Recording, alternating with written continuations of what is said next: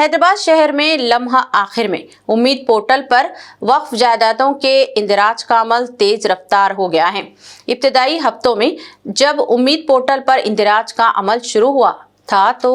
وقف جائیدادوں کے ذمہ داران اور متولیوں نے کوئی زیادہ سرگرمی نہیں دکھائی تھی، تاہم مختلف گوشوں سے اپیلیں کرتے ہوئے وقف جائیدادوں کا اندراج کروانے کے مشورے دیے گئے تھے، جس کے بعد متولیوں اور وقف جائیدادوں کے ذمہ داران نے امید پورٹل پر اندراج کا عمل شروع کیا تھا۔ آخری 5 دنوں میں اس کام میں تیزی لائی گئی۔ ذمہ داران تلنگانہ اسٹیٹ وقف بورڈ اور دیگر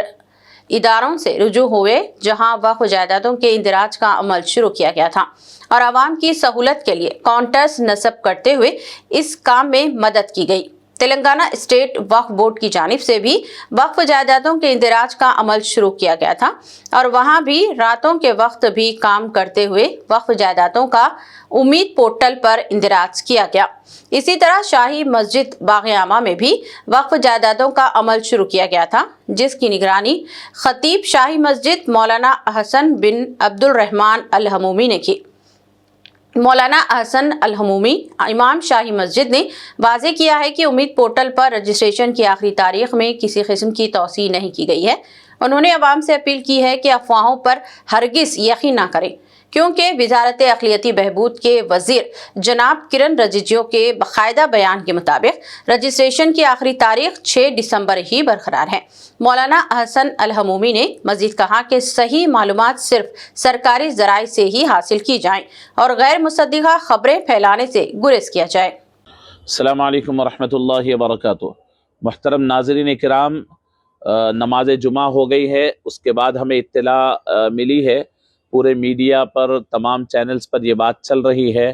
کہ وقف پورٹل پر رجسٹریشن کی آخری تاریخ میں شاید اضافہ ہوا ہے، لیکن یہ بات بالکل غلط ہے کہ یونین منسٹر کرن رجیجو نے جو بیان دیا ہے اس میں انہوں نے واضح کیا ہے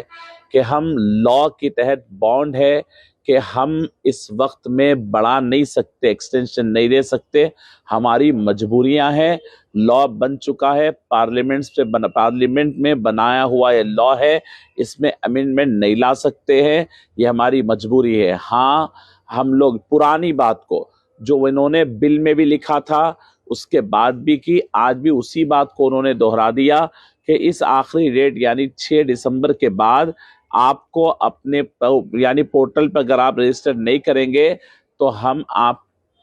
ٹریبونل کو جائیے، ہم پہلے سے ہی کہہ رہے ہیں وہی ٹریبونل کو جائیے، وہ پھر آ کر بھی کہتے ہیں ٹریبونل کو جائیے، لکھ کر بھی دیے ٹریبونل کو جائیے، یہ ایکسٹینشن نہیں ہے۔ بعض میڈیا چینلز اور بعض پورٹلز پہ ہم دیکھ رہے ہیں لوگ لکھ رہے ہیں کہ بھائی 3 مہینے کی راحت ملی ہے، یہ کوئی راحت نہیں ہے، یہ کوئی آپ کو یعنی اس کے اندر سہولت نہیں ہے۔ آپ کا 6 تاریخ کو جو ختم ہونے کا پرانا فیصلہ تھا وہ برقرار ہے،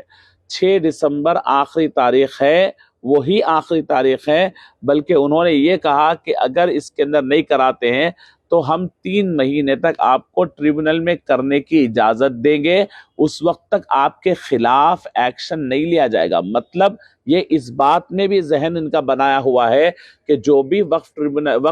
پورٹل میں اگر کوئی رجسٹریشن نہیں کراتا ہے تو ان کے خلاف ایکشن لینے کا بھی پلان تیار ہے، اور انہوں نے کہا کہ وہ ایکشن کے پلان کو ہم آگے بڑھائیں گے، نہ کہ وقف کا یہ پورٹل آگے بڑھائیں گے۔ یہ اس طریقے سے ہمارے لوگ بعض مرتبہ یعنی ہم ٹی وی چینلز پر اور پھر مختلف جگہ ایسا ہمارے پاس پیش کیا جا رہا ہے کہ یہ کوئی راحت ہے،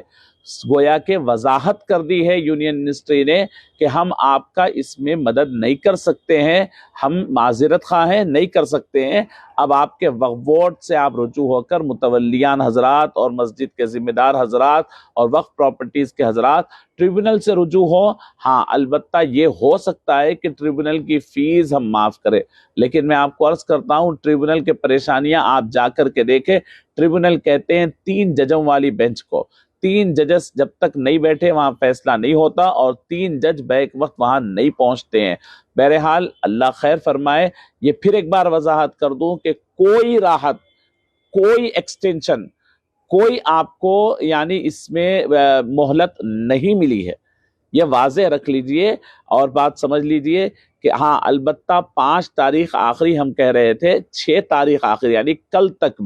کل رات میں 12 بجے تک انشاءاللہ یہ پورٹل اوپن رہے گا. جو وقت بچا ہوا ہے وہ حضرات پہلے آ جائے. یونین منسٹر کے جو بیان ہے اس میں یہ بات ہے کہ آپ پر ایکشن نہیں لیا جائے گا 3 مہینے تک. مطلب اس کے بعد تو ایکشن لیا جائے گا جو پورٹل میں رجسٹر نہیں کرائے ہیں. بہرحال جو حضرات بیان دے رہے ہیں وہ پہلے جانچ کریں, جو پہلے وہ وقف قانون کو دیکھیں اور غور سے پڑھیں, اس کے بعد بیان دیں. جزاک اللہ خیر. السلام علیکم ورحمۃ اللہ وبرکاتہ.